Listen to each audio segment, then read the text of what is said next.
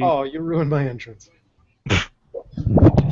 Fall. Because you made a noise and then it switched Oh. over to you and nobody saw Well- me falling into frame. It's because I'm amazing. I'm just amazing. Good evening, probably 0 listeners right now. Guten Abend, YouTube. How are you, YouTube? Yeah, how are you? It is wonderful to see you all. Yeah, this is the part on Rundown when we dance. I am as Pop happy in as a them little Emma bubbles. girl. Did I tell you? I didn't tell you this. I was walking through the grocery store the other day. Yeah. And when I say grocery store, I mean Walmart, which really isn't a grocery store. It's just kind of the classiest place in the world. How dare you? And At this least girl- shop at Target. It's just right up the road. Target's like literally like 20 minutes away. Walmart's like 2. And this girl was following her parents, and she was doing the Emma dance, and it was like the funniest thing in the world. She was just popping every bubble she could possibly find along the way. Wunderbar. And I just sat there with my cart and watched her, and it was amusing. Did you hum Emma's theme song in the background? So that I did. I don't think she heard me though.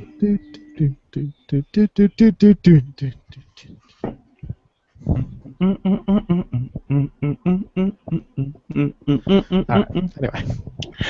Oh, it's been a long day. Let's get to the rundown.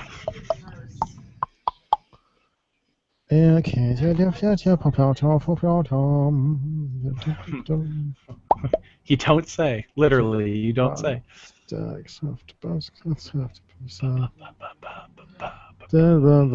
Okay. Well, Okay, you ready? Finally? we did get more than 5 votes in the rundown showdown this week. So, Oh, do we get 6? we got 8. Oh, that's still depressing. Well, it's still more though. So Well, it's something. I was one of them. was I. Oh, that's sad. So now we have 6. All right. Uh, Rundown episode 152. we should start counting down from the 20 that we have left. 18 more episodes of the rundown in 3, 2, 1, record. This week's episode of The Rundown is brought to you by Roman Reigns brand panty liners. Finally, Roman Reigns will be keeping your panties dry. Sorry, I normally could be really quiet during that, but that was too good. Dixie Carter, you remember her, is running Yeah, she's often in heat. a contest on Twitter. Oh. Whoever becomes her 300,000th follower Oh. wins a phone call from her. Wow.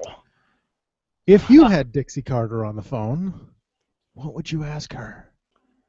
I would ask her to say it rubs the lotion on its skin. Or gets the hose again. I think I would say something to the effect of, "Why are you still on TV?" Well, like the Kardashians are still on TV, so Yeah, so it's Total Divas. that's good point. Let's get to the rundown.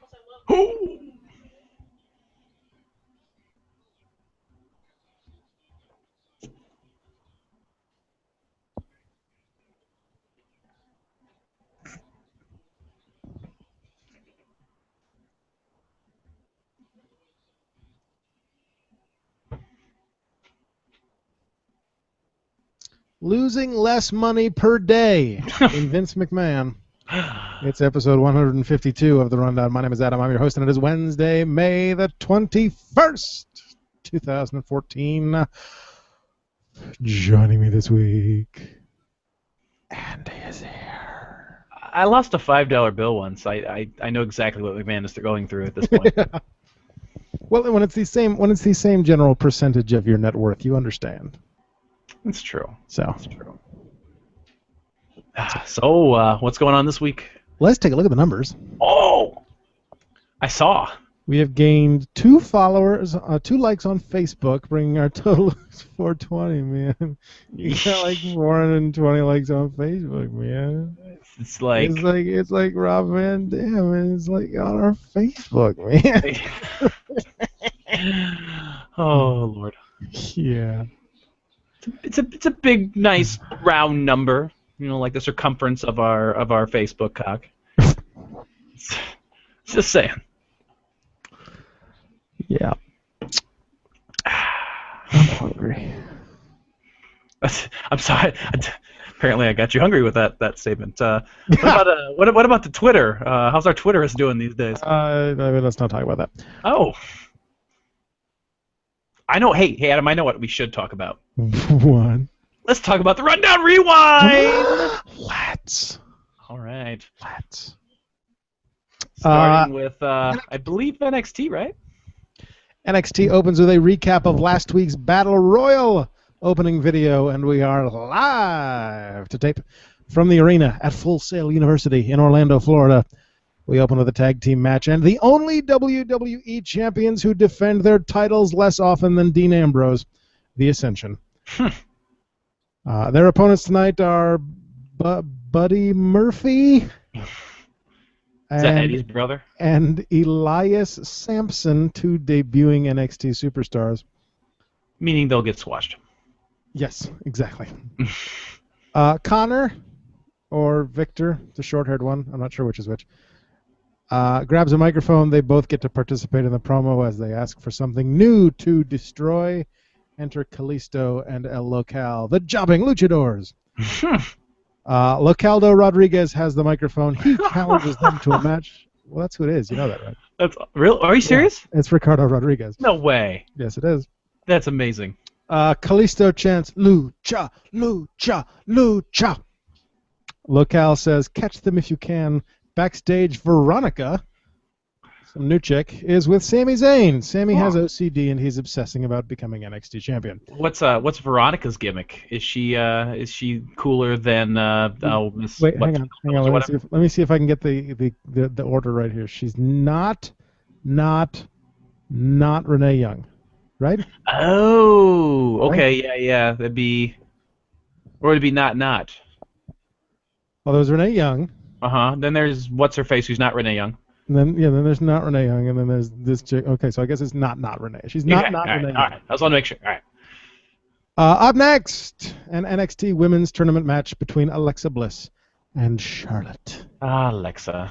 But first to the side, where Sean has decided to grace us with his presence, saying, "I'm here. I haven't watched Raw for the first time in a long time, and I'm operating on 2 hours of sleep. Entertain me, cunt monkeys." At least I assume that's what the star means. Can't monkeys. Yeah. We just can't beat monkeys today. Scent monkeys? Scent monkeys. I like it. We should. It's like like back in my day when the money had bees on them. This just what wooden coins with bees on them. With bees. It's a Simpsons reference, I think. Back then, I wore a turnip on my belt, which was the style at the time. When we come back... I watched Raw, and you didn't, so we made up for it.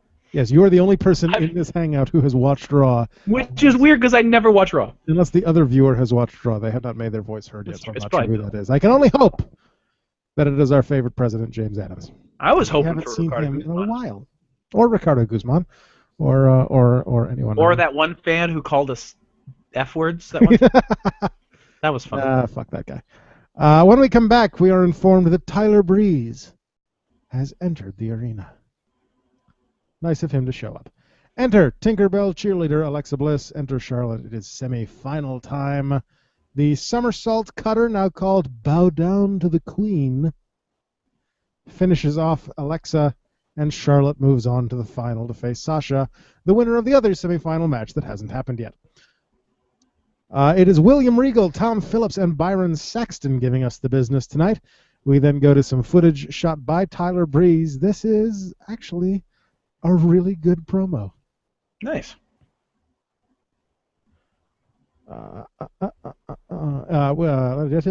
Canadians, by the way, lack the proper DNA to be gorgeous. They are, and I quote, a country full of Michael Ceras. Beautiful. Sean says, tell your friend Veronica it's time to celebrate Hanukkah. I hope she interviews Big Boss Manica on this happy Hanukkah. Thank you, Sean. Next time you're on the show, you'll have to do that in the Adam Sandler voice because I know that you can. And then Tammy says, "This is Jeff." Yes. Confusingly enough. Well, And you have to believe in Adam Rose. I know Jeff. I'm fairly certain this is on his wife's account. Is that like his account where like he pretends to be some woman and like catches predators or something? If that's the gimmick you want to go with, I can work with that. Okay, we'll go with it. Have to believe in Adam Rose. Spelled Adam wrong, but that's okay. Welcome, Jeff. Nice to have you aboard. Now what? Our listener Jeff looks suspiciously like a woman named Tammy. Either way, I do sex to it.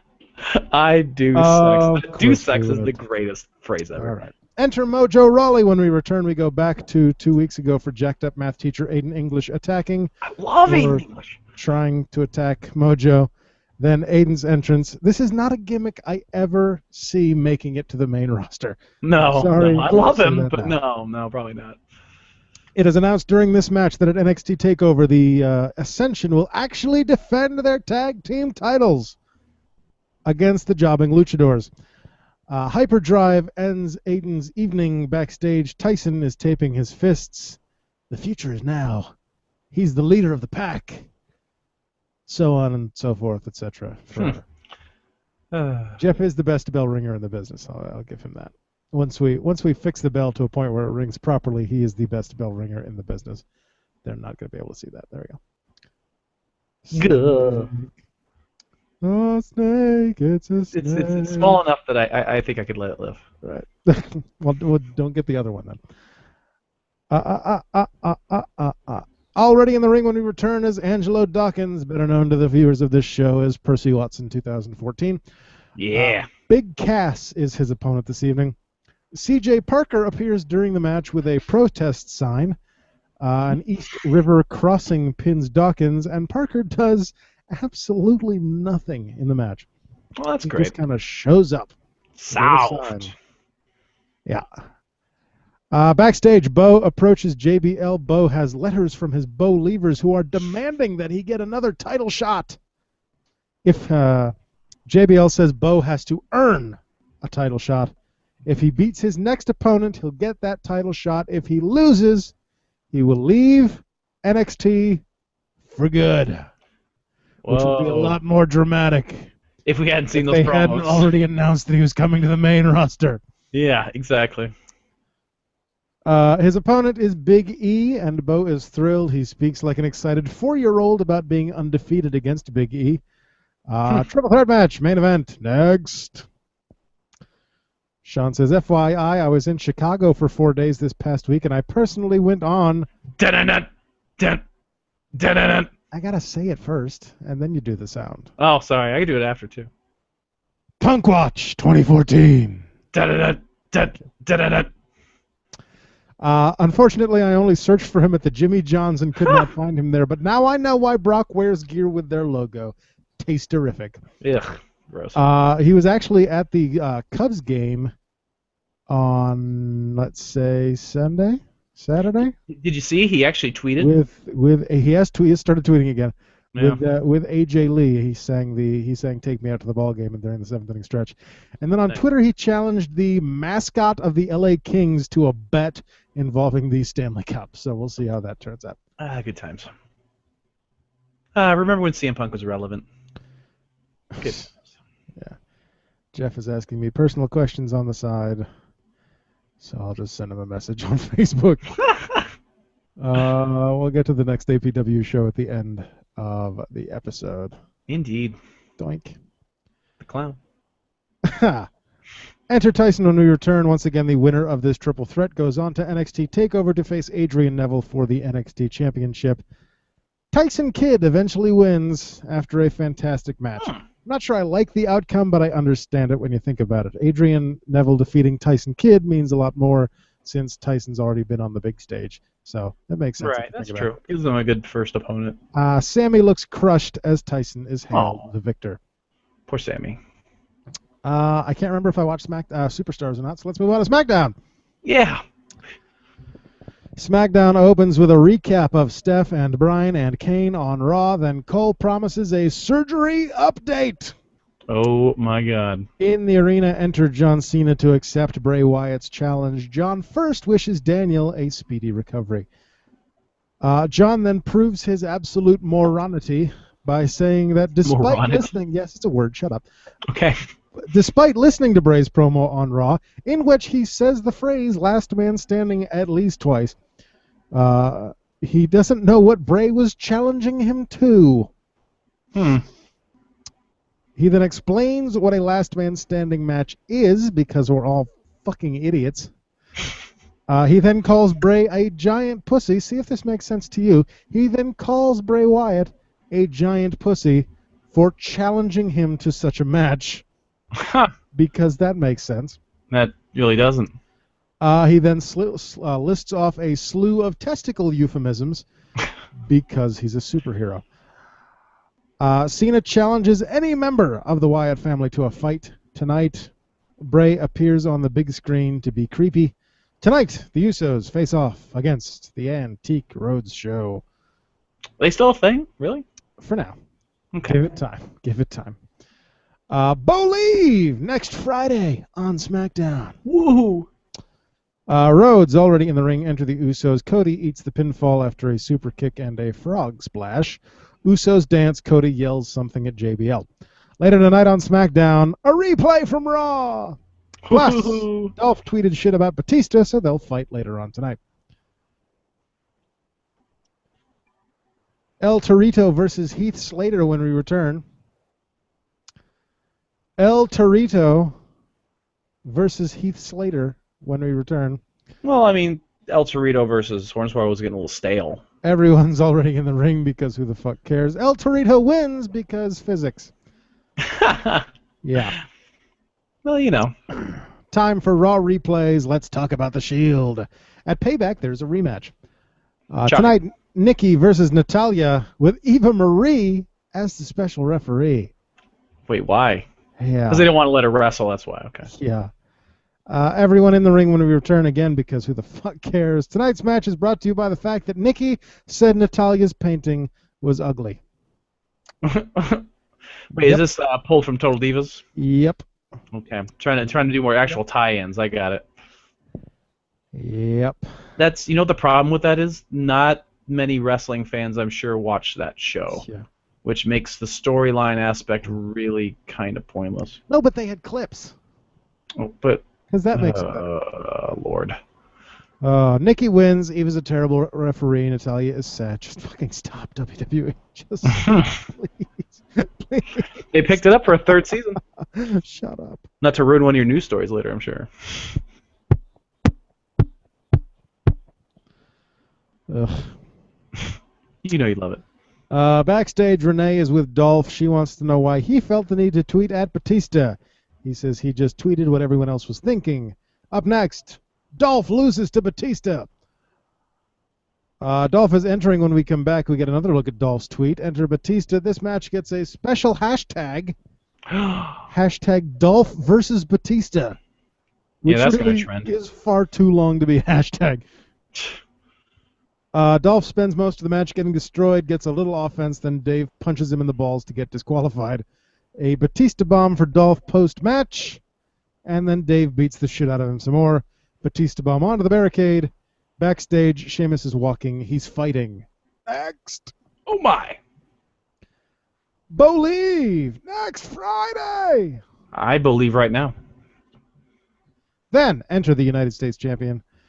Sheamus is facing off against Titus O'Neil again. Sorry, there's something frightening behind you, and I'm not talking. I'm not being mean to your wife. Do not describe my wife that way. That's not what I said. Oh. Good. Oh, we'll talk about it later.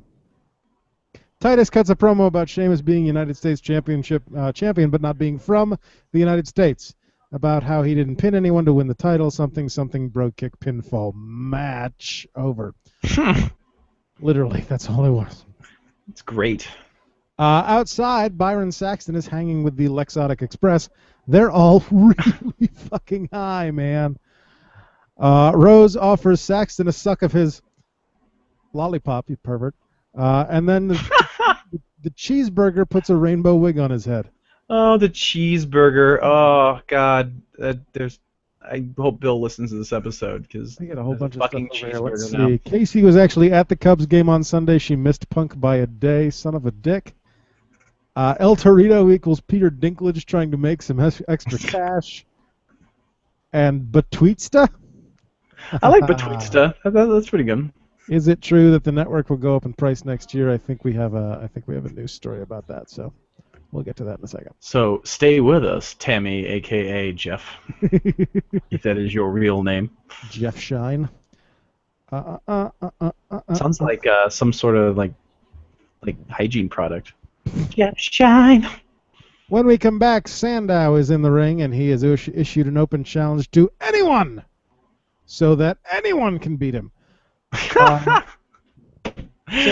so true. Wait, Santino? Wait. Yeah, Santino has accepted the challenge. Is he still wearing the Magneto suit? No, thankfully. But we'll get to that in the main event. Sandow loses to the Cobra in all of 3 minutes. Fantastic. Sandow then has a microphone and says he's a good little soldier. Kind of in... I don't know what's happening behind me. Kind of in the vein of, I'm a good R-Truth. Remember that? He rants about more stuff until they cut his mic. They then replay a recap of Cena as Grand Marshal of the Race for the Cure. Later tonight, our hero takes on someone from the Wyatt family. Enter Heyman when we return. He makes fun of R-Truth, who's already in the ring, etc., etc. He eventually gets around to introducing Cesaro. During Cesaro's entrance, we go back to 2 weeks ago for Cesaro getting DQ'd against RVD. Neutralizer, pinfall, shocking, I know. Up next, a Daniel Bryan surgery update. Oh, good Lord. As if anyone cares. When we come back, the Raw rebound is, once again, Stephanie mocking Daniel's injury. The update is that the surgery was successful, and we'll hopefully have an update on Monday from Daniel. An update to hope for an update. Yep, that happened. Enter John Cena for your main event. Greensboro. We're here. Your wife is wearing that snake like a necklace, and it's really creeping me out, especially when it becomes a mustache for her. Yes, if you want to know what's creeping out my broadcast colleague, just make sure you watch this episode on YouTube. if I go over here, is that better? If I that's much better. Please. That's so much better. Nobody can hear you, dear. We come back. No, hang on. Oh, now she's going over there. When we come back, no, we did that one already. Hang on. Where am I? I lost my place. Greenbro, we're here. Wyatt's come to ringside. But who will Cena's opponent be? Enter the Usos. Then a commercial. Yeah. We come back and the match still hasn't started. John's opponent is Rowan, it looks like. They continue to call Bray a pussy for not fighting Cena tonight. Because, again, that fucking makes sense. Cena eventually locks Rowan in the STF. Bray sends in Harper, but the Usos take Harper out. Claw hold by Rowan gets a 2 count. Cena then reverses a pump handle slam into an AA and pins Rowan. Shocking, I know. Jeff. Oh, Sean, you're so mean to our new friends. Jeff was his pre-op name. Now she is Tammy, and that wiener has been bisected and stuffed inside his body. Andy, show up. Oh, you're getting threatened. Show up next year at Liberty States if you want a piece of me. Adam already knows I give him enough crap, so I'll give it to you in person. So, yeah. If you, I'll fly out there or something. Sean, bite my ass. I'll take you out, too. I don't like the violence in our comment section this week. That's one aggressive post-op right there. So, is that all SmackDown? That was all SmackDown. So what's next on our? Is that Raw next? I would happily do the Raw report. But, yes. For yet another Monday, I'm starting to think that my cable box just doesn't like wrestling. It's possible. I think it's probably just sick and tired of you watching wrestling. At least doesn't like Monday Night Raw. Right. And is refusing to let me watch it. it's at all costs. He's a really, your DVR or whatever just loves himself some TNA. That's just the issue. Because once again this week, much like it did last week, my DVR decided that it was going to freak the fuck out and not record the episode properly or at all. Stop threatening each other in the comments. Sean says, "Bring it on, Tammy. You and me next week in a one-on-one transgender action on. Let's go on to Monday Night Raw now. Monday Night Raw, the 19th of May. We're live from across the pond for this Monday Night Raw spectacular. Right, we're on Raw, right? Yes. Okay, I'll make sure I got the order right. All right. Yes. I think this is honestly the first Raw that I've watched since around WrestleMania. It's been that long. The opening to Raw is interrupted, actually, by a sheep cut and Bray Wyatt singing in the ring with his family. He has something real to share, the power of music. Is it just me, or should Wyatt really play up the fact that the fans are really in his hands? Actually play out the heel part more? I mean, he kind of does in this promo, but he needs to take it another step further to really kind of sell him as a heel. Heels are alive. It's just sad. Guess there's no heels anymore. He talks about dreams. It's all a shade of gray, man. I don't like it. He talks about dreams versus realities and how we are only superheroes in our dreams. He then goes on a tirade against a piece of trash teacher that he once had. I hate those. And how she saw the evil in him. He puts on a beautiful promo overall, but I still just don't like the fact that he's over as much as he is. He even calls himself evil, but the fans don't seem to really mind, don't really get it. He calls Cena a false hero. The fans chant Cena sucks. And he says the fairy tale ends at Payback. He announces that tonight Harper puts Cena down, then cues Cena's music. The family goes to the ramp, giving Cena the chance to sneak in from the crowd into the ring, hit the AA, and then rush away. Cole gives us an update on Daniel Bryan. But Bray Wyatt's the pussy, and not Cena, who attacks from behind. Yeah, it's true. Anyway, he gives us an update without really telling us anything at all. So no different from SmackDown, it sounds. An update to look for an update? Yeah, we get recaps from last week and the Daniel beatdown, and small booby Bella pushing Stephanie around. Tonight, will we learn more about the championship? Probably not.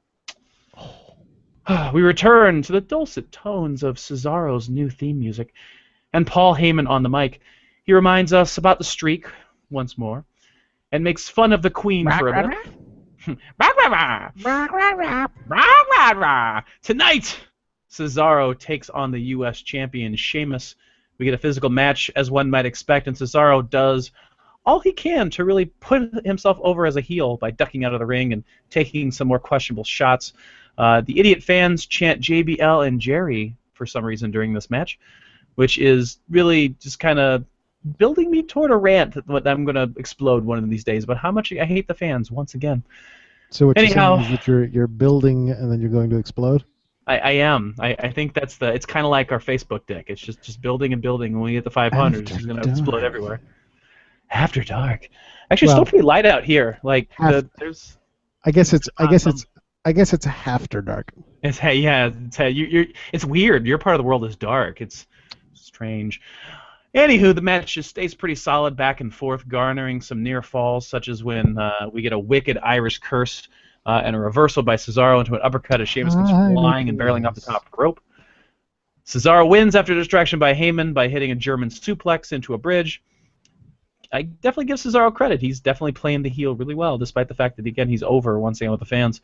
Sheamus offers a handshake after the match, and Cesaro blows past him to the cheers of the fans. Oh, more anger must suppress. Oh, I hope the next match isn't a Divas match. We get a promo for Payback, thankfully, and a review of the events leading up to the Shield versus Evolution No Holds Barred. My question is, with that name No Holds Barred, why do they play up the fact that weapons are allowed? Why are weapons allowed at all when no holds, wrestling holds, are barred from the match? I have been making that argument for years now. It makes no sense. There is no distinction between no holds barred, street fight, extreme rules, or no disqualification, except for the name. that, as far as I can tell, in a street fight you're allowed to wear jeans. You have to wear jeans. It's an absolute fact. Anywho, tonight Seth Rollins takes on Batista, and people from either faction are barred from outside of the ring. Did you know that the WWE app has been downloaded 12 million times? You know, in my opinion, they should really rename that the "Does Anyone Really Care" segment. Just saying. Hey, wow. I'm just saying. They have an app? They do. Shit. It's crazy. I know. It sounds like they're tapping into that strange cell phone market that I hear is going to be a big one of these days. We come back to the German announce team. Yes, I said it. The German announce team.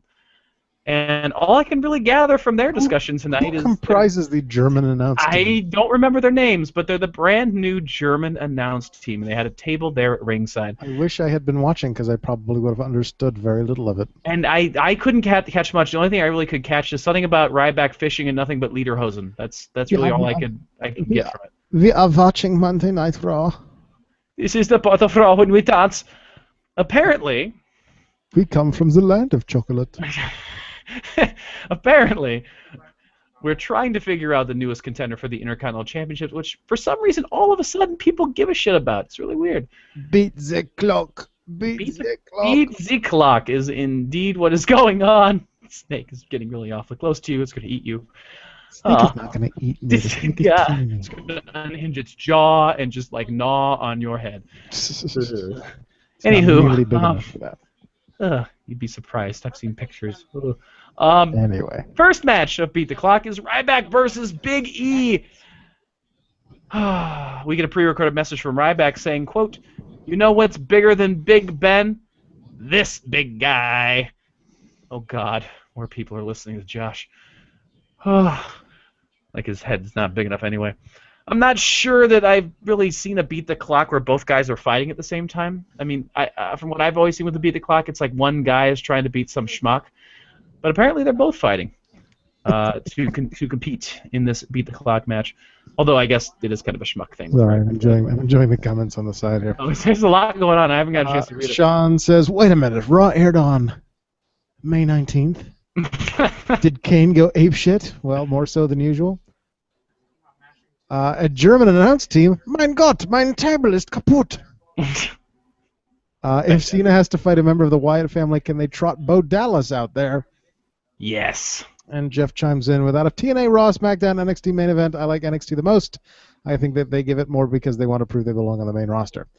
I agree. I agree 100%. So that's usually what I watch. We have cleared out the Q&A. Continue. Fantastic. Anywho, usually it's whatever. Big E wins with a big ending at 5:02 to set the first time. You know what time it is? It's time for R-Truth and his new cheerleaders, the Funkadactyls. Total Divas 9/8 Central Sundays on E, right? Cole in this match says, witness, his Puppenschuten is broken in half. Good Lord. You, Michael Cole says in this match, quote, R-Truth, of course accompanied by the Funkadactyls. Now, I know I've missed quite a bit of WWE programming, but if this is not a thing, that's totally racist, right? Yeah. Right? The only slight connection I can see is Xavier Woods. I guess. But that was like, what, 2 months ago that happened? So I don't know. But I guess proving the fact that England is far behind the times, they are stuck in WrestleMania 29 mode as Fandango comes out, and they all do the Fandango together, in unison, singing very loudly. England, no one cares about Fandango anymore. I care. No. I care. So apparently Fandango and Layla make out for a while until Summer Rae comes out, and the fans go narcoleptic. Come on, girls. We have this amazing match to look forward to between R-Truth and... You know what? Never mind. Let's just see how this plays out. Summer full-on lip locks with Fandango to make Layla jealous, and then all of a sudden she tackles Layla and a cat fight ensues. And that's it. The match never happens. So there's that. Yay. At least we got to see the Funkadactyls touch butts. Yeah. Cue Daniel Bryan's music. Wait, isn't he in a hospital back over in the colonies? Yes. Oh, Yes. oh boy, Yes. Here comes Stephanie yesing. Good that she can still get some good heel heat. She introduces a montage of Wade Barrett at one point to confuse the ignorant crowd, Right off. saying, "I've got some bad news for you." Is he a face? Is he a heel? Should we cheer? Should we not? I just don't understand what's going on in WWE anymore. I guess they are in England, so it makes it okay. She says that she's contemplating stripping the WWE World Heavyweight Championship off of Daniel Bryan and awarding it to Kane or Wade Barrett or Batista for that matter. But don't worry, she's not going to strip him of that title. She's going to demand that Bryan come next week and surrender his title and do the right thing. Up next, we've got the Union Jacks. Oh boy, we're back to this gimmick again. Yep. This odd mix of nationalities that none of them really jive with England. Just saying. Well, Drew McIntyre Kinda. And I guess Jinder Mahal, like, Scotland is yeah, because I guess Indian food, right? Speaking of racism. Anywho. But Scotland is part of the United Speaking of confused nationalities, here comes Lana. Scotland is part of the United Kingdom. So that does make sense. Lana struts her stuff on the stage for like a minute, like just kind of walking back and forth and posing her ass. And then she introduces the Bulgarian, Russian, whatever you want to call him, brute. She gets some more cheap heat with Vladimir Putin. And apparently, did you know that that Russian, or not Russian, sorry, the English apparently hate Bulgarians? We were told that in this match. And apparently, whenever they hear about Bulgarians, they get really angry. Didn't know that was a thing. Anyway, so she says that the U.S. will be ruled by Russia. The fans really don't give a shit about that, obviously. But then all of a sudden they said, oh yeah, and they're going to rule the United Kingdom as well. They show a picture of the Russian flag flying over the Royal Palace. I forgot what I was. As he gets into the ring, Slater tries lunging over the ropes at the Bulgarian brute Rusev. But he gets caught and slammed. The other Jacks are quickly disposed of. Rusev makes quick work of the Wendy's girl, making her tap to the accolade. On the side, I'll let you clear that up. Next up on WWE Network Germany, Alex Wright versus Brachus. Sean's Brachus obsession continues. Good lord. Daniel Bryan will surrender the title next week. It sounds like he's lost his smile. And I was going to make that joke, you dick. By smile, I mean any feeling in his neck. WWE is getting stale in my eyes. They push these guys for a little bit, then bury them, some without even getting title shots. Like Rusev, he will be buried as soon as Boliv makes his debut in Sami Zayn. Could be. I guess we'll find out. Oh, there's one. I can't, at least there's one comma in there. That's true. I don't know. I feel it certainly didn't work with Ryback, but we'll see what happens. Yeah, I don't know. I'm going to give it. I'm going to give him time. We'll see. I just don't see where Bo Dallas fits right now. But yeah, I don't know. He's not. Happens. I mean, he's kind of he was a main eventer on NXT. I don't see him being a main eventer at all. Not yet. On the roster. Not yet. They could have given him more time to evolve. Anywho, the Shield cut a promo backstage about Evolution. Up next, Van Dam and Del Rio in the second Beat the Clock match. Somehow RVD rolls up Del Rio with 47 seconds left on the clock. RVD has the new time to beat with 4:15. We then get a promo for NXT TakeOver, a repeat of the Wyatt promo from earlier, and a backstage interview with John Cena, who has invited the Usos with him to watch Wyatt and Rowan. The three of them do a weird humming, chest-beating song, and even Renee looks a little confused. Evolution talks strategy backstage tonight. Batista finishes Rollins and makes sure he doesn't make it to Payback, and he does it on his own. Speaking of, it's Rollins-Batista time. Trips pulls some strings to get around the no authorized personnel at ringside stipulation by making himself the guest ring announcer and Orton the official timekeeper. Quite brilliant, actually, if you ask me. Rollins then grabs the mic and says that he has his own special guest commentators, Dean Titty Master Ambrose and Roman Reigns. How in the world did he swing that past the Authority, you might ask? Apparently, your long-forgotten general manager of Monday Night Raw. Hey! Who was just hanging out backstage. doesn't actually come out. They just say, yeah, we saw him in the green room backstage. I miss you, Braddox. I do as Come well. back, Braddox. The match is mostly Batista until the end when Seth comes back with some great high-flying maneuvers. A distraction by Orton on Rollins breaks his momentum, and Batista's spinebuster about breaks Rollins' back. Trips gets involved and things devolve on the outside. Orton attacks with a chair. No holds barred. The ref finally DQs Evolution. Oh, God. I saw that at the bargain bin at Best Buy the other day. I have that on DVD. It was like $5 DVD. I fought the urge. The ref finally DQs Evolution. Next time we hang out, we can watch it. Oh, fantastic! On the beach, we'll just watch it on my computer on the beach. The ref finally DQs Evolution when he catches Trips, clobbering Seth Rollins. The brawl is all over and hard to really call, but it's pretty awesome and ended with the Shield standing tall. Alicia Fox is in the ring when we come back. Tonight she takes on Divas champion Paige after what is actually, in my opinion, a good match. The Senators can say otherwise. Alicia Fox picks up a pretty shocking victory, probably leading to these two fighting on the pre-show of the next pay-per-view or something, or their match completely. Happy debut in your hometown, Paige. Yeah. After the match, she celebrates, Alicia Fox that is, by romping around the outside of the ring and even stealing King's crown, calling herself the Queen. And then she walks along the barricade and then dumps soda all over herself and the front row. Because she's crazy. Because she's a crazy lady. We get another recap of Wyatt and Cena from earlier, then a sheep cut, creepy close-up of the broken sheep mask, Luke Harper, and then Wyatt give a promo. We come back to the last Beat the Clock match between Mark Henry and Dolph Ziggler. My prediction, Henry takes on Wade Barrett at Payback, but I'm wrong. Ziggler gets another pre-match segment.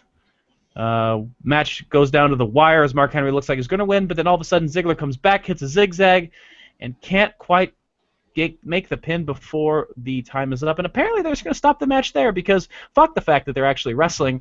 They'll just end it because we got other things to do. Because beat the clock. They didn't beat the clock, so the match was over. So they should let him at least finish the match. They didn't beat the clock, so the match is over. And apparently, yeah. You're stupid. You're stupid. RVD's stupid. He's your man who's going to fight Bad News Barrett for the Intercontinental title. But not now, because it's obviously now 2 weeks from now. Because at this point I had figured, fuck it, at least I'll watch the end. There you go. He then praises London and brings up the he that I'm talking about here. I totally left that out. Is Bad News Barrett, who blindsides. I'm afraid I've got some bad news. And he's got some bad news. He praises London and brings up Greenwich Mean Time. Greenwich? Greenwich? Whatever. Greenwich? Manwich? I don't know. And how even though RVD Subway sandwich mean time? Even though RVD set the time tonight, the English set the time for the whole world. I'm sorry, that was pretty lame. He gets a weird sort of pop. The British people in Britain are just odd. I'm afraid I've got some good news. Maltesers are on sale at Tesco for only £1.49 a package. I don't understand what any of that means. He exits to the British Bulldogs music, which I'm sure has some British significance. Are you serious? And the fans go wild. English teachers know nothing about it. Nothing of history. Did you know? No. Did you know? What? That the WWE Network is now available on Xbox One. You know, because it's next-gen technology and all, and it apparently takes several months to get new technology and new stuff on stuff that we could already get on old gen and PS4, by the way. Just saying, suck at Xbox, you blow. Oi. Just saying. A Malteser is a cookie. A what? A Malteser. Oh, you're going back to your joke. Okay. The type of cookie. Uh-huh. And a pound is like $1, but it's worth more currently. Oh, wow. Probably. Is that why Doctor Who is so loved over there? Because the pound teaser cookies? Jelly babies? Sean says, did you say Braddox or Brackus? Either is acceptable. Sean also says, are they going to go full-on John Tenta and make Rusev cover up his Bulgarian map tattoo with a map of Russia instead? I am not a Bulgarian. I am a man. A Russian man. Renee interviews Adam Rose. By the way, if any Yes. British listeners out there, if any English listeners out there want to stop into their local Tesco's and pick me up a pack of Jaffa Cakes and mail me some Jaffa Cakes, that would be fucking amazing. Because Jaffa Cakes are awesome. Yeah, we barely have English listeners, like American listeners. So We've got some English listeners. do we really? We do. Wow. From back in the day. How come they never come on the Google Hangout? Because it's we do yeah. some math here because it's fucking 3 a.m. there, I think. Well, then they're not dedicated enough to our show. That's all I'm saying. We've got Glenn. Can never forget about Glenn. Isn't he the guy from The Walking Dead? Not that Glenn. Oh, sorry. Glenn Close? This Glenn is not Asian or a woman. Although his Facebook picture did used to be him in a skirt that looked kind of like Dorothy from The Wizard of Oz. Kind of like how Jeff is like parading around as Tammy right now. Is that kind of what it's like? Renee Young interviews Adam Rose in the ring, and he has the Exotic Express with him. The first thing Rose calls for is his cheeseburger. Where's Bill when I need him? If you don't get that reference, listen to Happy Jack Season 3, Episode 2 or something. Apparently, he has sesame seeds on his buns, and that he's going to get them checked out later. Renee, it was a thing. Anywho, Renee asks just what it means to be a rosebud, and my answer is listen back to last week or the week before when we explained that whole thing about rosebuds. It means being high as shit, man. And his answer, of course, is to not be a lemon. Pretty simple stuff, right? Apparently, he's been targeting Swagger and Coulter. I've missed that because I haven't been paying attention. Because he wants them to have more fun. Speaking of these two, Zebby and Swagger break up the party. He calls the partiers, Zeb that is, 1969 Woodstock rejects, and they get in Rose's face. The partiers are, what's wrong with America? And he disses England a bit and makes me happy that he's actually playing up this whole I hate anyone who's not American type of gimmick. Tonight, Zeb wants retribution. Zeb and Rose settling things alone in the ring. Yes, I said it. He called out Adam Rose 1-on-1. Yeah. Before that can happen, Swagger gets into a cheap shot. The Express cower, but then Rose finally fights back and sends the Americans packing. Man, Raw sure is long. Like, it's ridiculous, like how long this show is. Can they just go back to 2 hours? Main event time! But before that, Hogan is going to be on SmackDown. Yay! One more reason not to watch Friday nights. Tonight, Harper has a red hanky in his left back pocket, which means that he's a fist fucker. Just saying. Competitive match, which you'd expect on their 50th match so far since WrestleMania. The fans sing along with Adam Rose's song for some reason at several points during this match, and considering Adam Rose is not involved, proving that it really is party time all the time. Anyway, the match goes on for a while, and then the family tries to get involved. The Usos are equalizers until Wyatt hits Sister Abigail on them both on the outside. This affords Harper a chance to hit the Michinoku driver of all things and get a near fall. After Cena hits an AA, Rowan gets involved and forces the DQ because, God forbid, we actually have a match that ends without a DQ anymore these days. It turns into a 3-on-1 attack against Cena after the bell, and even though he fights back, he receives a Sister Abigail's kiss. The fans sing he's got the whole world in his hands as the family commences tearing Cena apart on the ramp and dragging him up there. Cena ends his night with another Sister Abigail on the ramp into the metal. Wyatt sings while Harper counts to 10, and we go off the air. There's Monday Night Raw. He's got the whole world in his hands. I'm just doing that thing where I talk, and then half a second later I hear myself. That's weird. Fucking me up, dude. Tammy, Jeff says on the side, who is the next NXT star to make their debut? I say Sami Zayn, and England is 6 hours ahead of us. England is 5 hours ahead of us. And it's Bo Dallas on Friday. Duh. Oh, he shot you down. And you want to challenge me? That's how I do. So, Adam, I think it's time for a little rundown showdown. No. No? No. Oh, fuck. We got that main event. Right. That's right. Wrong. Yeah.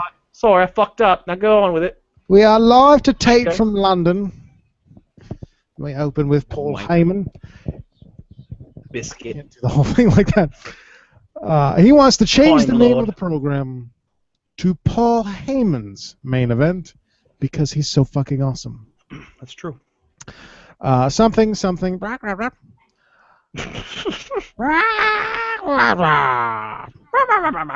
Then he brings out Cesaro.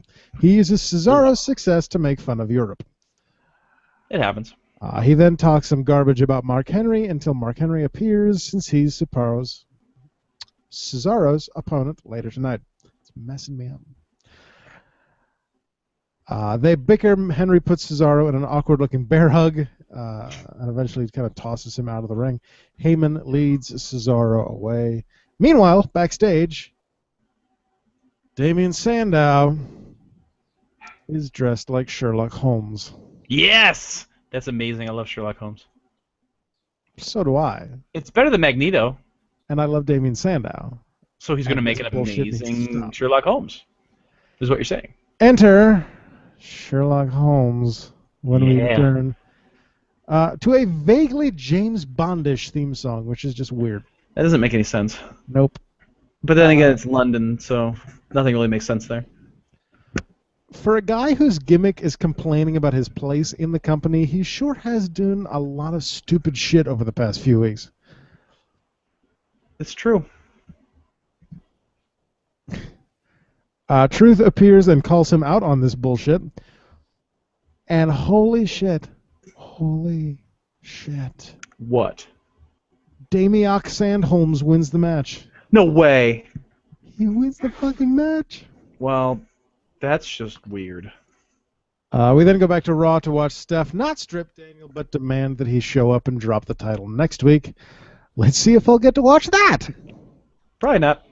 Up next, Naomi versus Oksana, this time with twice the horrific eye injuries.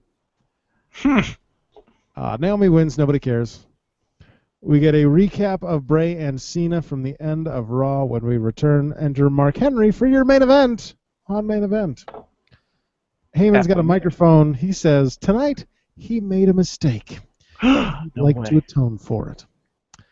Paul made a mistake in accepting this match since Cesaro has already defeated Mark Henry in the Intercontinental Contender Tournament. Ooh. Bitch He said is- what?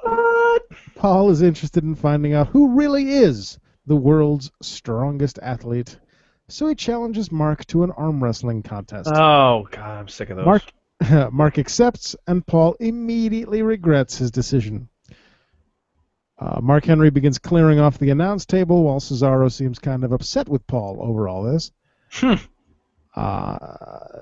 They get in their places, but Cesaro just attacks Mark and dumps the table on top of him. Nice. And good Heyman heel. announces Cesaro as the world's strongest athlete. And that was your main event. on Okay. Main Event. Interesting. So, now we get to the Rundown Showdown? Nope, first we have a piece of listener mail. Oh, listen to me. That's your sound effect. Thank That's what it kind of sounds like. Questions for the rundown Ooh, from our buddy really? Sal. Ah, Sal. Good old He Sal. says, I have some questions that maybe only the rundown can answer. Always.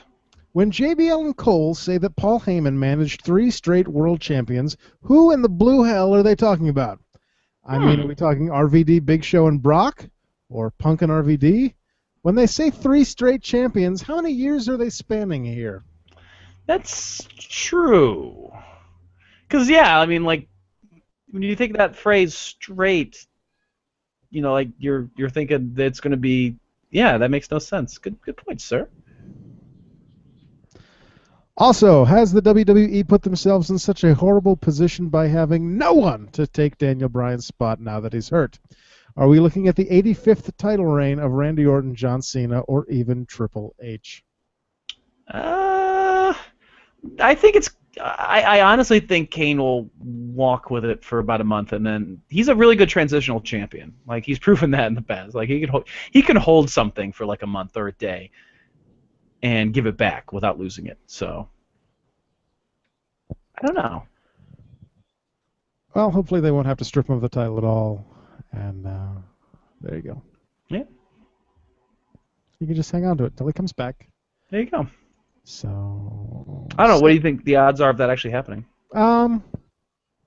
If his recovery is as short as they say it's going to be, I think he'll be all right. Okay. How short are they saying? Or is that in the news? 4 to 6 weeks. So okay, that's not so bad. And they could have him on TV without doing anything. Right. Yeah, he could draw out the Stephanie bullshit. Yeah. So. Did sie do arm wrestling on the German announce table? Das ist ein Storyline from 1986. Oh, Sean. Oh, yeah, we are Germans. Indeed. When we ring the bell 2 times, we are still German. We are Sven. Nobody's going to get that. Sven is not a German name. Isn't that? Well, no, that was what was that? No, it wasn't German. I'm trying to think from How I Met Your Mother. Franz und Dieter. There was the group Sven from How I Met Your Mother. They were trying to outbid Ted, but anyway, something just fell on you. I just got a tissue bounced off my head. Well, if your head didn't look so bounceable or rubbable, see? It's weird because a hand came in the other side and there's another hand holding food on the other side, so I'm so confused. Yeah. Anyway. What? I'm doing things. All right. Now the Rundown Showdown? Now it is time for the Rundown Showdown. Yes! Yes! As you may recall, this week's showdown is the number 3 seed of Jake the Snake Roberts. Interesting choice for the number 3 seed. Against the number 14 seed of Randy Orton. Randy. Let's do the comments first. Okay. I have one over here, so we'll do this one first. Doink. I vote for the Viper. 11 world titles and the first ever WWE World Heavyweight Champion of the Worldy World. Other comments. While Jake was great on the stick, Orton is legit one of the few great in-ring workers on the roster and has won more titles. Good point. Had a relatively short career on the main stage at a time when all wrestlers were larger than life, either in size or persona. I think he's talking about Jake. He was not some over-the-top performer, but somehow found a way to stand out amongst the other megastars of his generation to where he is a household name still 20 years later. Despite having all the benefits and coddling of being a superstar, Orton has provided little real value to the brand or his lasting presence in professional wrestling. Interesting. Next comment. Multi-time world champ and legend killer. You know, for as much as you like bash on Orton, our fans got a lot of Orton love. Next comment just says, fucking really? And I think that was me. Jake was a classic wrestler, but even though he gets a lot of hate, I have to give it to Orton. I think that one was mine. Roberts is a top 3 wrestler for me. Hogan, Andre, Jake are my 3 favorite of all time. Also, he brought a snake to the ring.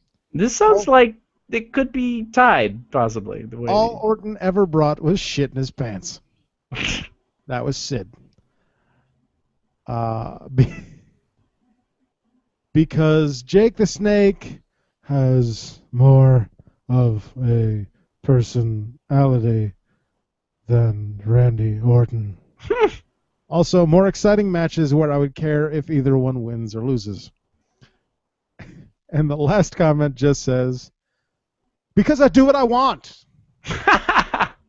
That's got to be Sean. With a score that actually adds up to 101 thanks to some fractions. By a score of 63% to 38%. 63% to 38%. Ooh, closer this time. Your winner, advancing to the second round.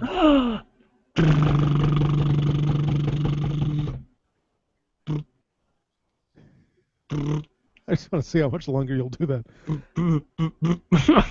Jake the Snake Roberts. Oh, sadness.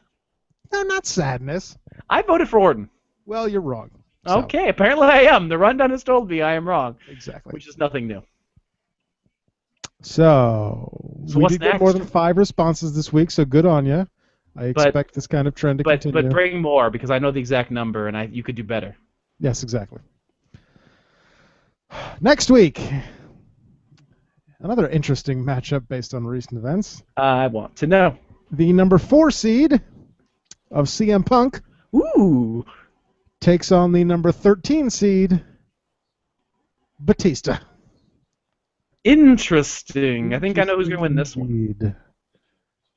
We'll see. It is the internet, so there is a very good chance it'll lean one way and skew one way. But we'll see. But what our happens. fans We'll see are what interesting happens. sometimes. I'm And interested- Batista's a superhero. I'm interested in the reasoning that people put, the comments that people put as to why they Batista's voted. the guardian of the galaxy. So, that's true. So. Tammy on the side says, I would keep doing the show live. I think it's better live. You get more interaction. I agree, That's Tammy. why we've I been doing it this agree. way for months now. Shiny Jeff. A shiny Jeff sounds like a sexual position or something, or like a sexual move. I do sex to her. All right, so what's next? You're lucky. This week's Um, number 5 question is really fucking easy. Ooh. See if I win trivia. Let's see here. What? Oh God, it's shaking. I know. Sorry. Let's see. Which superstar is known as the man from the dark side? Which superstar is known as the man from the dark side? The Undertaker? Oh shit! Wow! I win trivia this week. Woo! It's actually Savio I'm waiting Vega. for opponents because I'm gonna build up this whole like kind of Brock Lesnar sort of speech for your reigning champion. The problem is when you have opponents, the show takes 4 fucking hours. It's true. It's true. And I'm tired, and my room is hot because it's like 80 or 90 degrees in here right now. Yeah, I'm a little warm myself. I got a fan going though, so. I don't have one. currently- The dog peed on my fan, so I You can't. can't- I don't want oh, to God. smell like pee. You can't see it in the picture, but right back here, I am currently getting blown by my biggest fan.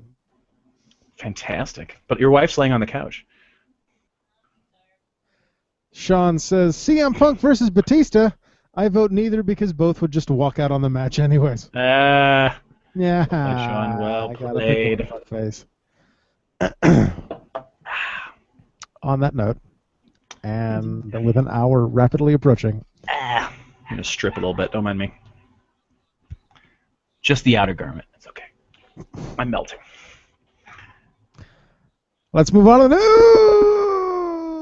news this week. Cha-cha. It is being reported that some WWE referees are unhappy with their pay. The report states that some WWE referees. It's hard to say when you hear yourself half a second after you say it. W. How many W should I say? Fuck. Are having a hard time making ends meet. They are expected to pay for a lot of their own travel expenses. Also, like the WWE talent, the pay for referees goes up and down depending on how the business is doing as a whole. That's For example, when the live event numbers go down, the pay for the shows go down. Poor referees. yeah. I don't want to see Charles Robinson out on the streets. Right. I don't know. I mean, what they need to do is they need to work them as referees and then work them also. Because a lot of them, not all of them, but a lot of them are like aspiring wrestlers too. So like, and that's how some of the wrestlers or people like get their I don't kind know of get their about start. in WWE. I don't know. I mean, or at least in like some of them, like Teddy Long, obviously got involved more so in the WWE side of business. I mean, he was involved in WCW before, if I remember correctly. Yeah. But yeah, I don't know. I mean, it's kind of sad. I mean, it's a sad reality. I mean, I guess when you lose $350 million, you got to make cutbacks somewhere too. Well, that wasn't the company. That was just Vince. I know, it's true, but one of the things that Jim Ross talks about in his podcast, which I will always plug because the podcast is really good. he talks about how referees aren't really doing their job that much anyway. They're just kind of decoration anymore. They're not really getting involved. Maybe if they need to just in general pay them more, give them more respect, more of a role than they currently have. That's my 2 cents. Yeah. That's what I think. But what would they do? What do you mean? What? Like make them actually be able to be a little more imposing and stop the shenanigans. And should they have all another that. strike? I don't know if I go that far, but adhere to the rules a little more. I Because think that was such a good storyline. it was a great storyline. It was the best storyline I think I've ever seen. Do you remember the only official referee who crossed the picket line? Worked with the scab referees. Was that oh man, I don't remember. Was that I don't remember at all. The hell is Sean? Oh, I see what's happening. He's talking about the fact that it's sunny here in Iowa. And Still, nighttime here. and it's dark in Rundown Studios HQ. America's butthole apparently. Hey. It's so dark. Sorry. Jimmy Corderas, by the way. Ah. I was worried we were going to get a racist response to that Man from the Dark Side question. Kudos. That's because you're not here. Exactly. I like how one of you is shown in daylight and the other is in darkness. Why y'all's got to be anti-science by fucking with the sun? The sun's a strange thing. The sun is a mass of incandescent gas, a gigantic nuclear furnace, where hydrogen is built into helium at a temperature of millions of degrees. Wow. This is kind of like my Banana Facts thing. That's a song by They Might Be Giants. So, okay, well, there you go. Next! Oh, Washington!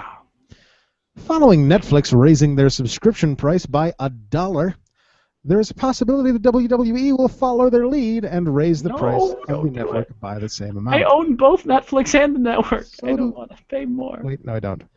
If they were to do this, the company could make up to an additional $7 million a year at least. 5 years, McMahon will be back where he was. But both Netflix and Amazon have both recently raised their prices for their services. The reason that WWE and UFC started their price at $9.99 a month was because Netflix established a low price point as the value of streaming services. So, $10.99 a month after that initial 6-month period? I don't know. If it does that, I'll send you $1 every month. Okay. Send me $1. I'll PayPal you $1. Thank you, sir. Which means, if my math works out correctly, you'll get about 65 cents. Yeah. That's about as much as I've made on, this amazing-looking checkbook over here. Chasing Distant Horizons. This wonderful piece of literature can be yours for $2.50. That's so much cheaper than the WWE Network is going to be. And you get to have it forever. It's not renting it, it's owning. You can wander on over. If 4 of you buy copies, yeah, that is a free month of WWE Network for Andy. Yeah. Help support me and help support the show. What's the URL? URL is tinyurl.com/Distant Horizons. Chase Good. One of these days. Straight to the moon. I have a Netflix disc here that I watched on Sunday, and I still haven't put in the mailbox. We stopped getting Netflix discs because we would burn them illegally and put them in a giant binder that we have, and then we'd send them back, and we'd never watch them after we burned them. I have both because I switched to streaming, and then I realized that a lot of the things that were on my DVD queue weren't available streaming. So I put the DVD backs. Yeah. Well, we've got a backlog of 2 years worth of stuff to watch. So. Oh yeah, my DVD queue sits at 500 entries because that's as much as it can hold. It's fantastic. Anyway, wrestling. That's what we're talking about. Yeah. So send me $1. Buy my chat book. You'll love it. That's all I got. Thanks. Washita. According to the Wrestling Observer newsletter, Triple H is in an impossible position in terms of talent relations. Oh, okay. I thought this was like a sex thing. The report notes that Vince McMahon is still the final word on booking matters and often changes his mind. Surprising, I know. Oh, that's shocking. While Triple H is the person who deals directly with the talent. This puts Hunter in the tough spot of having to hand the word down and explain that the booking plans he had said previously aren't happening anymore. Oh. Talent still considers him one of the boys, though, and recognize that he is as frustrated as they are when these changes are made. What? Yes, Sean inside says chasingdistanthorizons.gov/chapstick. Chapstick. Racist. Thank you, Sean. So, poor Hunter. Yeah, I Still feel put bad for him. upon, He is. being the son-in-law of the boss and all. Well, it's a shitty position, but he probably gets good sex. So yeah, there's that at least. Just saying, Steph looks like she's probably crazy in the sack. I feel like you've got something on your mind this week. Maybe I do. I don't know. We'll leave it at that. Next. Washisha. WWE, that's enough, is now telling prospective talent to be careful. Prospective. Trent Reznor. WWE. I'm being laughed at from behind me, and there's a cat on the I keyboard. was like, what the fuck is that? That was like the furriest tail. Down you go. Like your penis was just like waving around. I'm like, eat it, shave. Flipping eyeballs. WWE is now telling prospective talent to be careful what they say on social media. Oh, but I thought they were supposed to like make a wave on social media. As you may recall, last May, we mentioned it on the show, on an episode that I was here on by myself, by the way. Jay Briscoe came under fire for threatening to shoot anyone who taught his kids that gay marriage was okay. Where's that guy again? What's that? Where's that guy again? Ring of Honor? Okay. Sean, you're killing me on the side there. Sean says later tonight, Andy engages in insertion live on this podcast. I think I get us kicked off of Google Christ. That's for our special bonus subscribers. When you buy 2 versions or 2 copies of Chasing Distant Horizons, you can see a live sex show on Google Christ. Anywho. Fuck. While Briscoe apologized for the comment, within 24 hours, the incident killed him and his brother's chances at coming to WWE, which was under consideration at the time. That's true. The company doesn't want talent to end up in a similar situation and is telling those who conduct tryouts to watch what they say on Twitter and Facebook. Sounds like my work. Well, you do work with children. It's true. So. I'd probably get in trouble if they found out I did this podcast, but anyway. You should get in trouble if they found out you did insertion on Google+. Oh, Christ. So yeah, Twitter, social media, don't show your junk. Things like that. Yeah. And don't threaten to shoot people who support gay marriage. Right, marriage? Exactly. Great marriage? It's been a good night so far, Sparky. It's been great. Next. Yeah, wa sha. I should bust through these so I can stop talking out loud. WWE and NBC Universal have announced a new multi-year deal for Raw and SmackDown to continue airing on the USA Network and Sci-Fi. The press release does not note the length of the contract, the terms of the deal, or whether SmackDown will stay on Fridays or go live on Tuesdays. It is worth mentioning that SmackDown is referred to as Friday Night SmackDown, although that is the full name of the show on Sci-Fi, so it certainly doesn't preclude the possibility of it going live.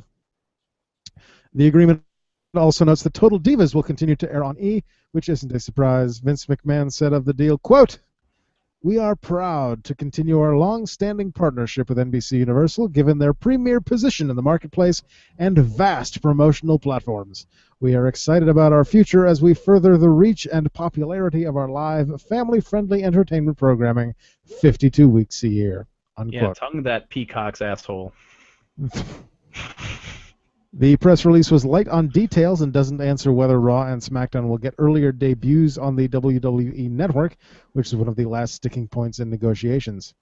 More information will surely filter out, but as of now, WWE is officially set to continue on their current networks for the next several years. Hooray!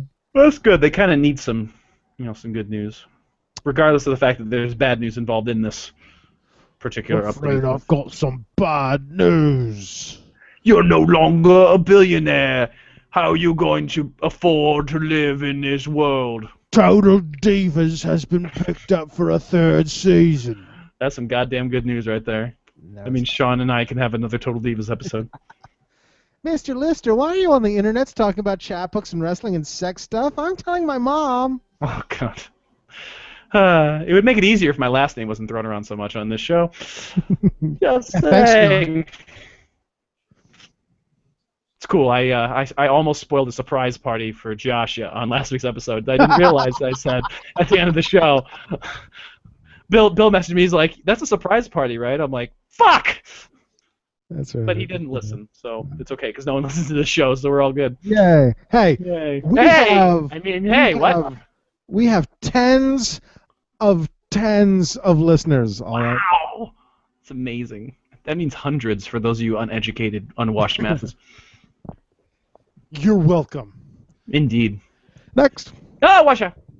As previously reported, the TNA production crew threatened to walk out of the last Impact Wrestling tapings because of late payments. We talked about it last week. Yes, we did.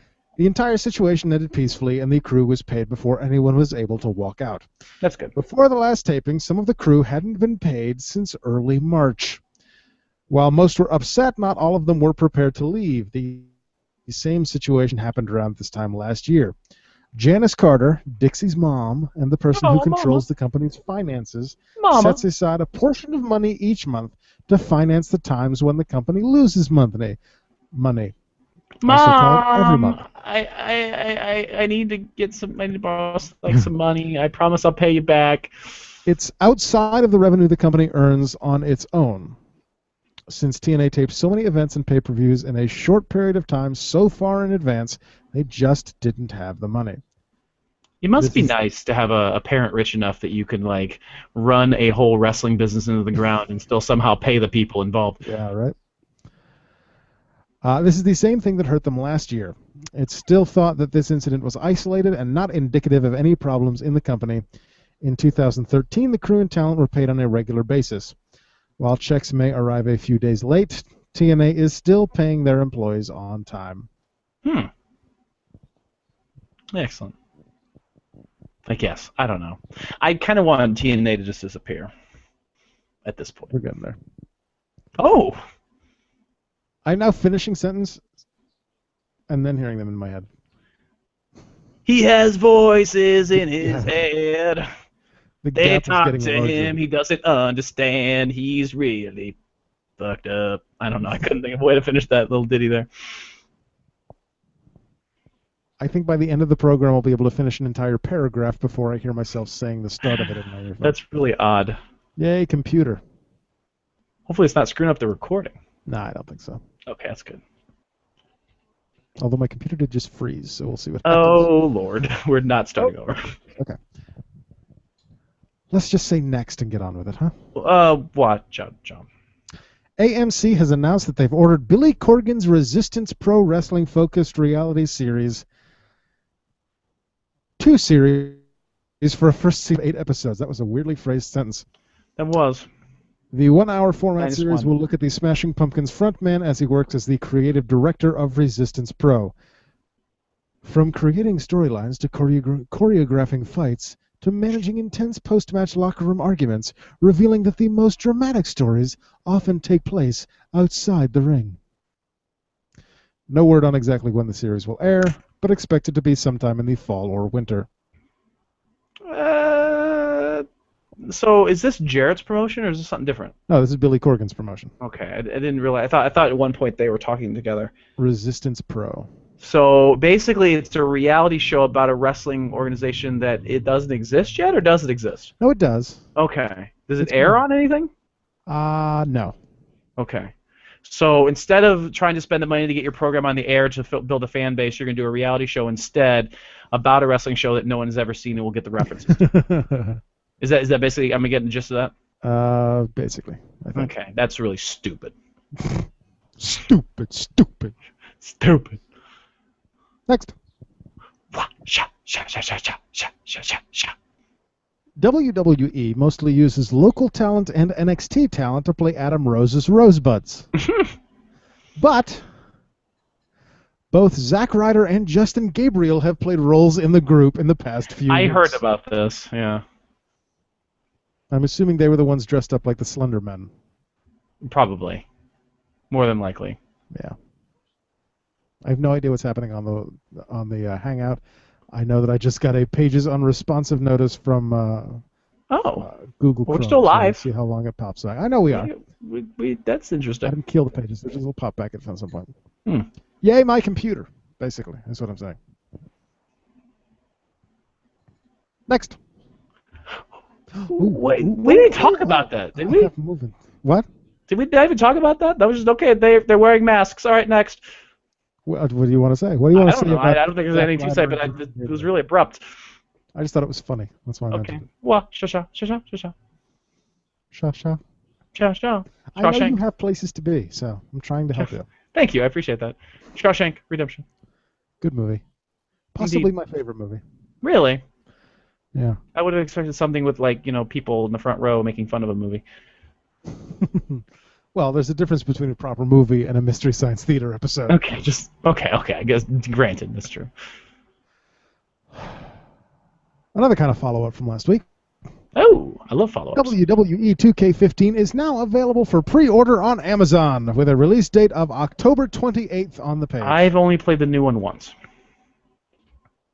This goes against a report from GameInformer.com last week, which we talked about, which said the game would be pushed back to fiscal 2015.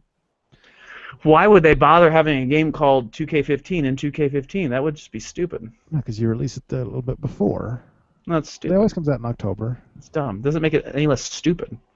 You're stupid. You're stupid. Your mom's stupid. Your snake's stupid. Snakes are stupid. That's true. Snakes are fucking dumb. I'm gonna eat that thing. The game will be released on PS4, PS3, Xbox One, and Xbox 360. Take-Two revealed at their year-end earnings conference call that developer Visual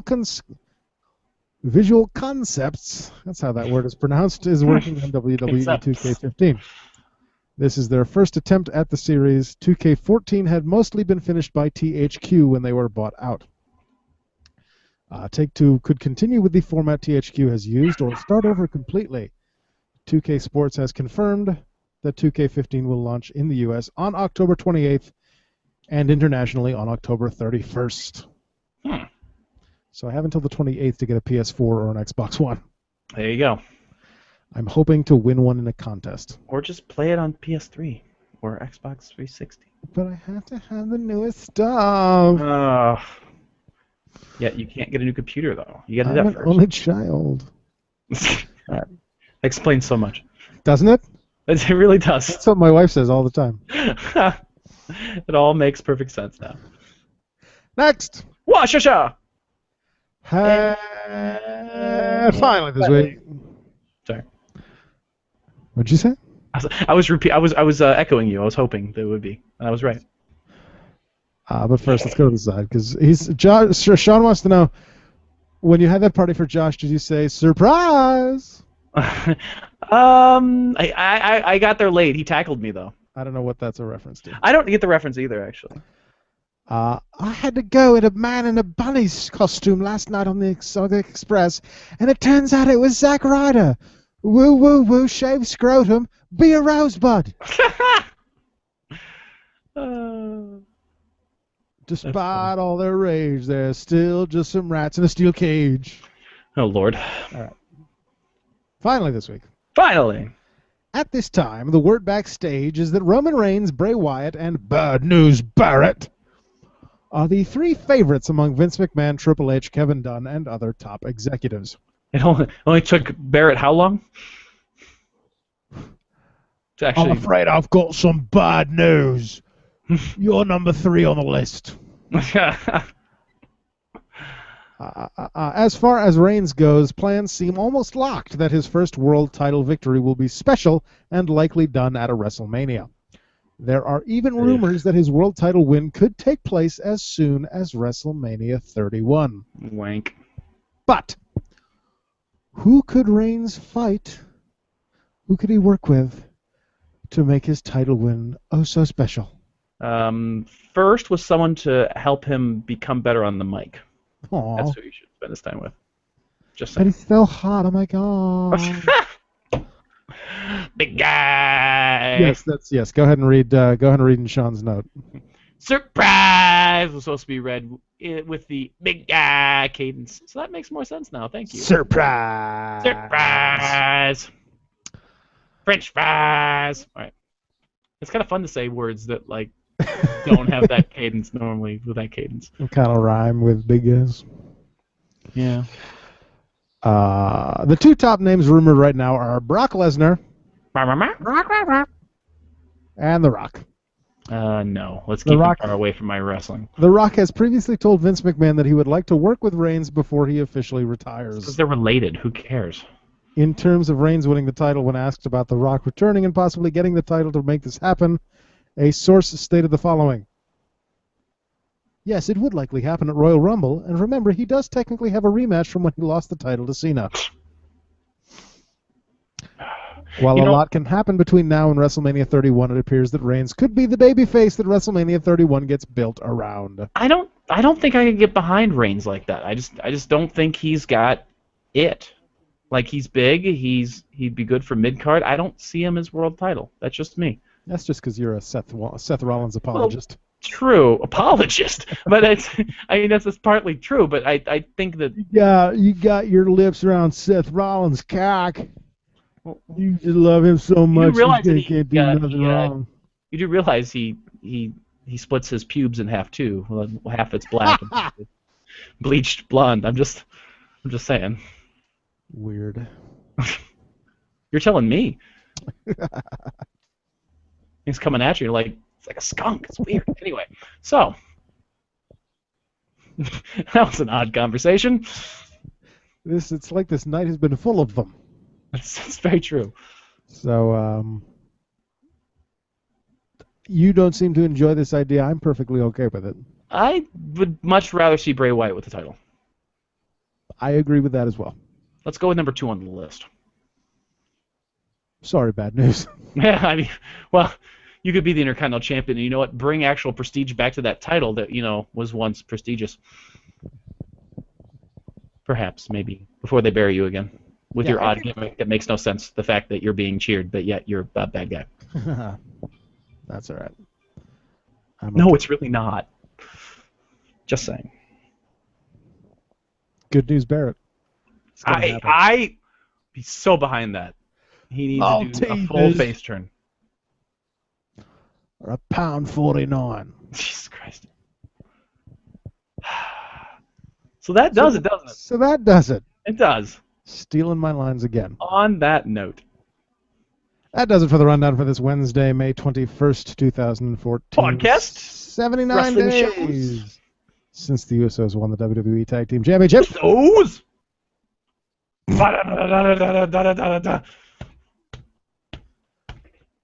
Beating his chest. Is that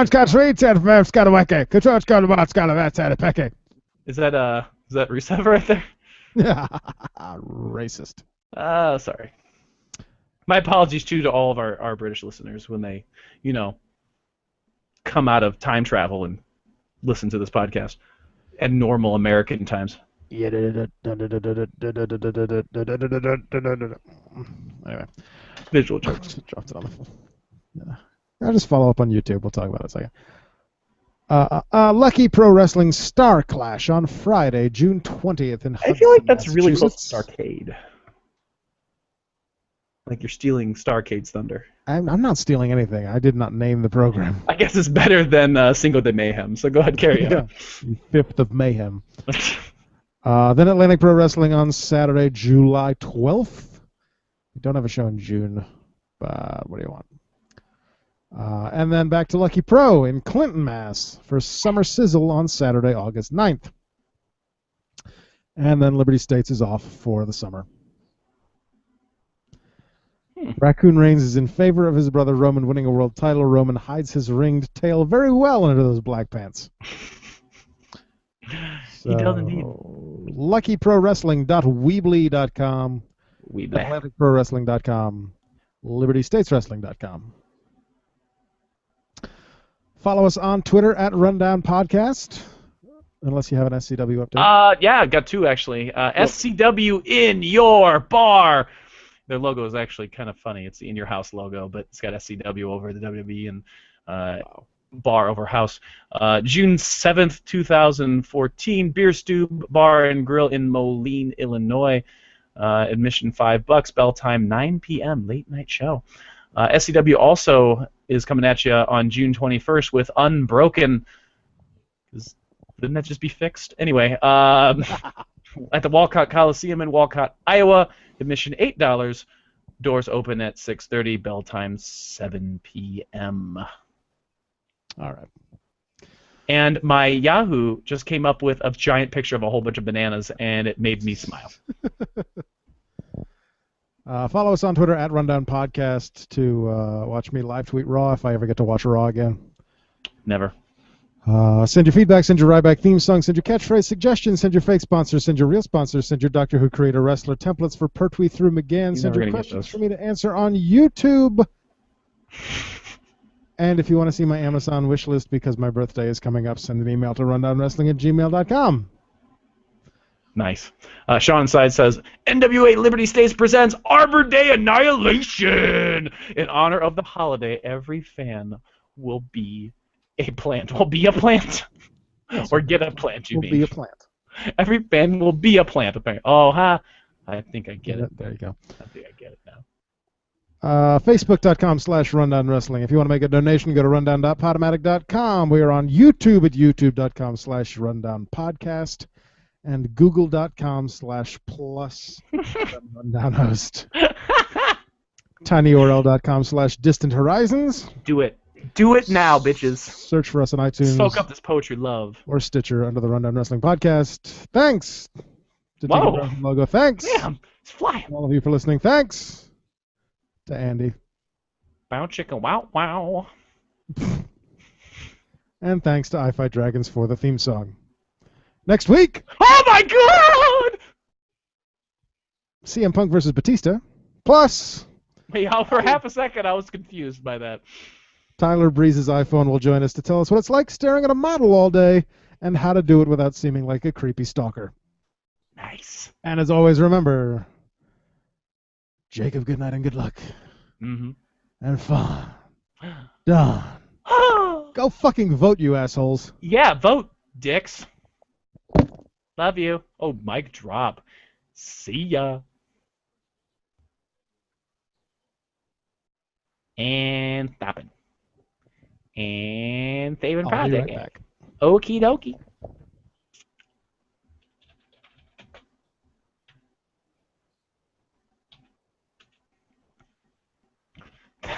Thanks to Vegan Clown for the logo. What? I'm so confused, Sean. Oh, I get it. Tegan. I'm tired. And let's save this bitch. 21:52. I should count and see what percentage of shows I've been on so far. Let's do that.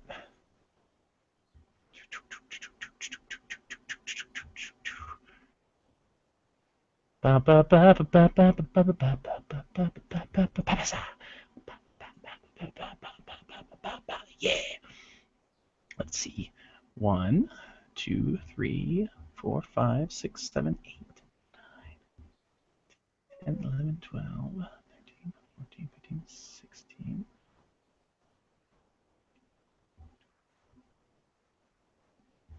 And 22, 23, 24, 25, 26, 27, 28,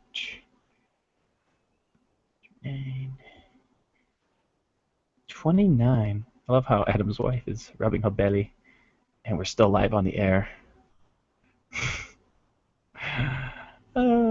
29 divided by...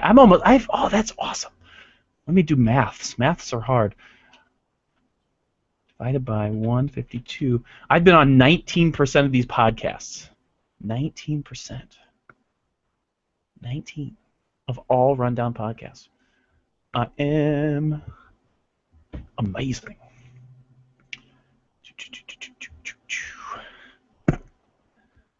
I'm going to get up because it is hot as shit.